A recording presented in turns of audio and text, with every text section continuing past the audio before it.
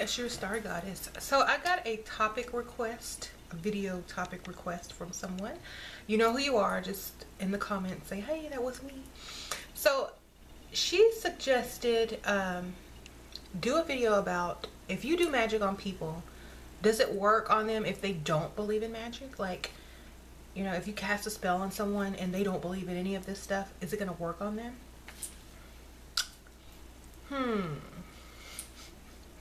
If they don't know that it's happening, if you go and tell people, oh, I'm going to do a spell on you, and they don't believe in it, of course they're going to continuously say, oh, I'm believing in that stuff, it's not going to affect me.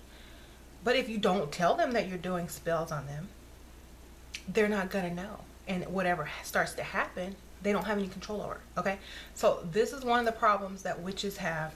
A lot of new witches, they tell everything. They talk too much. They're like, oh, I'm going to put a spell on you, I'm going to put a curse on you, oh, I'm going to do this and I'm going to do that to you.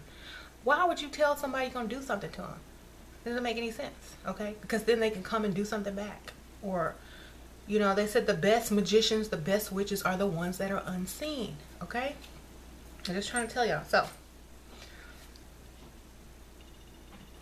my dog's under my bed making noise. So, like, if you're gonna do a spell on somebody, especially a binding spell, you don't tell them. You don't tell them. If you're gonna, you know, if you're gonna send something back to someone, you don't tell them. You know, I think like all is fair in love and war, and I'm gonna add magic to it. Okay, all is fair. You know, why would you tell somebody you're gonna put a spell on them? That makes no sense. And like, for example, if you know somebody put magic on you that was like supposed to be bad, can't you fake something bad happening to you so they could basically think it worked and leave you alone?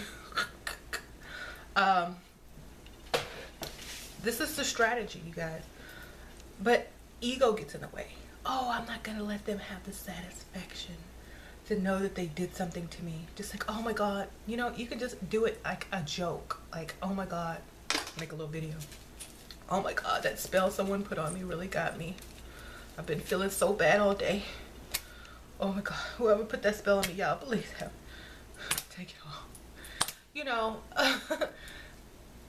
have fun with your magic, okay? Don't take it so seriously. If somebody says they're gonna curse me or the Lord is gonna get me, I never get threatened with curses. I always get threatened with Jesus, okay? Everybody's always threatening me with Jesus this and Jesus that and God and blah blah. And I'm like, okay, yes, praise the Lord Jesus, yes. Let me know when he comes back. I will be prepared. You know, I will just joke back with them because, you know, obviously they think the power of Jesus is very powerful over, you know, magic or whatever. So that's their magic. They just throw Jesus at you. So I'm just like, okay, yes, Jesus loves me. Yes, yes, I know. And, you know, if it were a pagan or a witch that would say, oh, I'm going to curse you and your children. Actually, I've been cursed more by Christians than any type of pagan. Okay, I'm going to hell. My children are sacrifices to the Illuminati. What else? I make deals with the devil. I'm working for Satan. All that stuff I've been told by Christians. So, you know, the funny thing is, I don't worry about like other witches and stuff, but I think when I say stuff back to Christians, like, why are you even watching my channel? Don't you think God's going to be angry at you for watching my channel? Don't you think you're going to attract some type of punishment? And so I never hear from them again because just the thought scares them away. Or if I say, if you know, a lot of them will say, well, I will pray for you. And I was like, well, I will do a spell for you or on you if you pray for me. And then I never hear from them again. So basically, you know, they obviously believe in magic and they will back off once you threaten them with it. But as a witch, you don't tell people you're doing magic on them. You don't say, I'm going to put a spell on you. You just do your work and you wait to see the results. Okay, it doesn't matter what the other person believes if they're not aware of it. Do you know what I mean? That's just like people who donate, you know, money and they want to stay anonymous.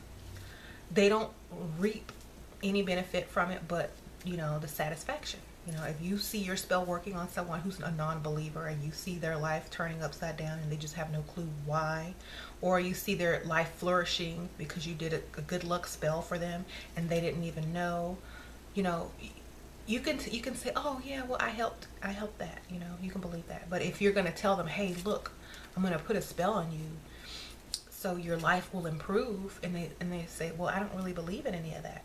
Well, any magic and intention and manifestation that you put towards them, they're pushing it away because they don't believe. You know what I'm saying?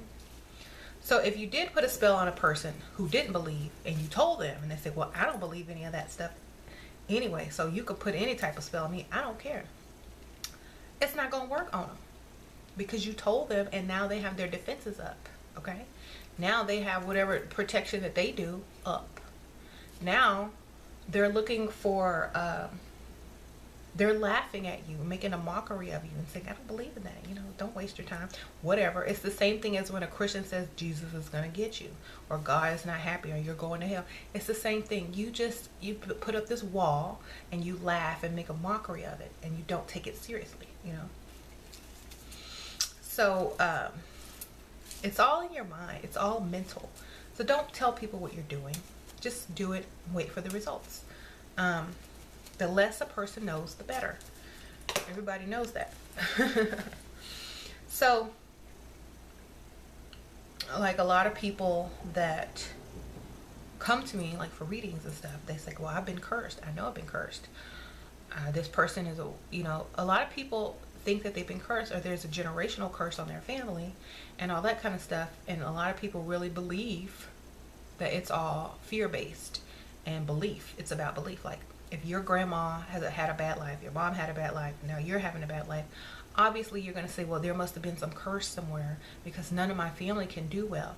You know, a lot of people will go and look back in their past and ask their relatives, hey, did you ever know somebody put a curse on our family? And you know that one superstitious relative will come out the backwoods and the back room.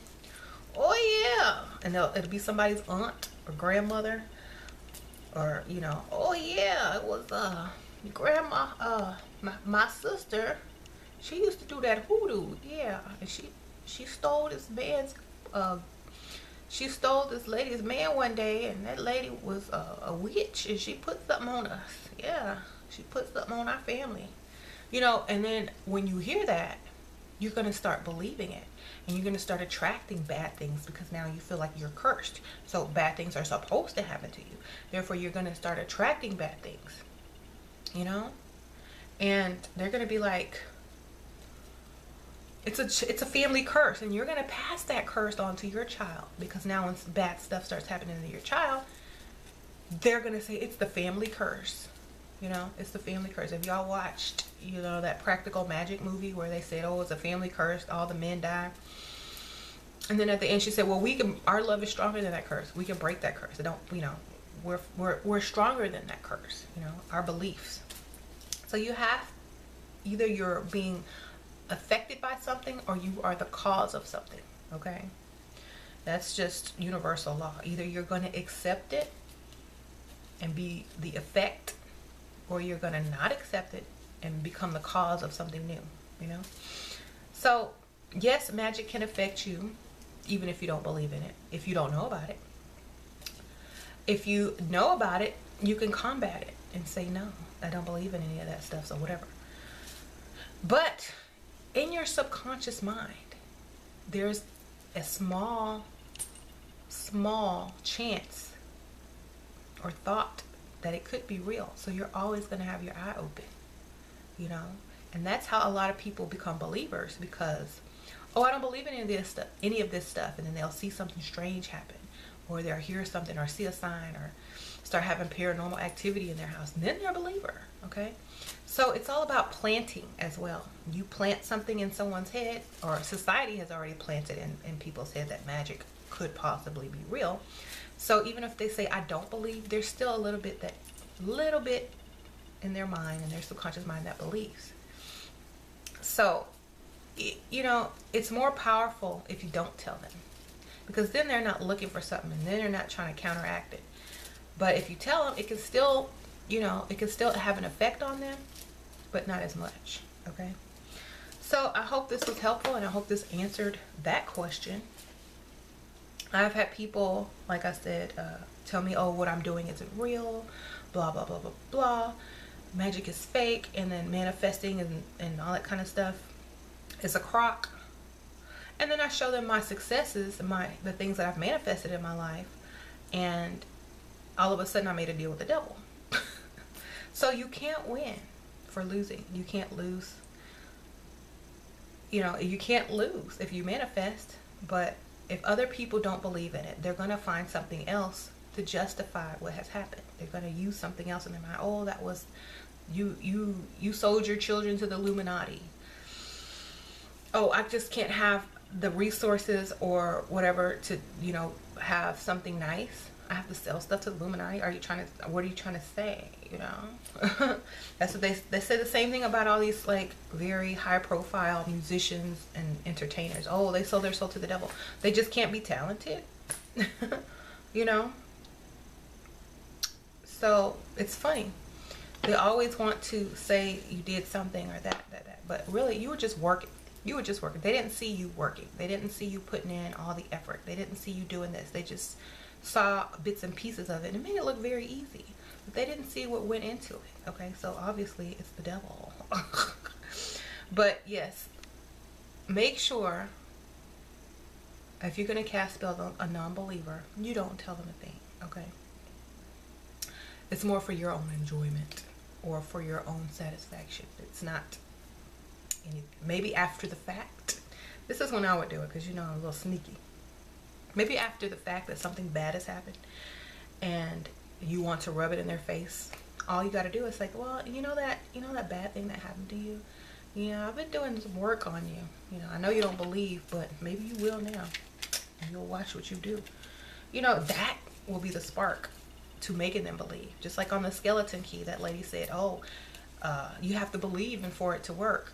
And they just filled her head up with paranoia and messed with her mind a little bit, put stuff here and there and made it seem like it was real until she got into it, until she learned it, and then it became real to her. So it's all mental. Okay, at first, when she first got there, she was very skeptical. If y'all haven't seen the skeleton key, go check it out. I think it has Kate Hudson in it. Go check it out. It's about a non-believer becoming a believer, and then all the magic is starting to work on her because now she believes. Okay, and once you get sucked in, it's all a mental game from there. Okay, so make sure to go check out that movie. I love that soundtrack on that movie. Oh my gosh, I listen to it sometimes when I, you know, just around the house by myself. I put it on YouTube, the Skeleton Key soundtrack. It's like that old Louisiana Southern, you know, bluesy music. And I think once you get someone to believe, your magic will work a lot better on them if they do believe. So